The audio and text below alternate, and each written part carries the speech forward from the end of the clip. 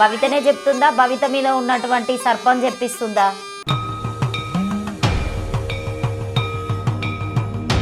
గత జన్మవి నీకు వచ్చి చెప్తున్నారని అంటే ఎలా నమ్ముతారు?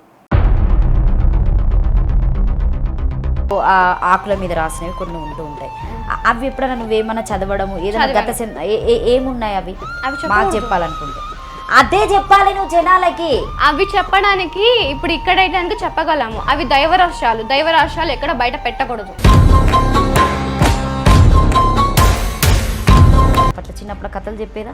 కథలు చెప్పేవి. ఆ కథలు బాగా వినే భవిత ఇట్లా తయారు. అవి ఆ కథలు కాదు.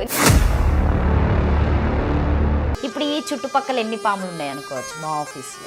మీ ఆఫీస్లోనే? మీ ఆఫీస్ బయట ఒకటి, ఇప్పుడు నా వంటి మీద ఒకటి, రెండే ఉన్నాయి. ఇప్పుడు నీ ఒంటి మీద ఉండేటువంటి పాము నీతో మాట్లాడుతుందా? తను కేవలం మిమ్మల్ని చూస్తుంది. వీడ ముందు ఏదో నవ్వుకుంటూ కూర్చున్నా, కానీ నేను అప్పట్లో ఎన్ని బాధలు పడ్డానో, ఎన్ని కష్టాలు పడ్డానో, మాట ప్రతి ఒక్క మాట ఆఖరికి ఇంజక్షన్ వేసి చంపేయని కూడా అన్నారు. భవితను చిన్నప్పుడు కోపం వస్తుంది ఎందుకు భవిత? ఇంత కూల్గా అడుగుతున్నా. కూల్గా అడుగుతున్నారు, కానీ కోపం ఎందుకు వస్తుందంటే అది దైవలోకానికి నాగలోకానికి ఉన్న గుడి అది, కాబట్టి అది ఎవ్వరికి చెందదు. కేవలం దేవుడికి మాత్రమే ఆ సొంతం.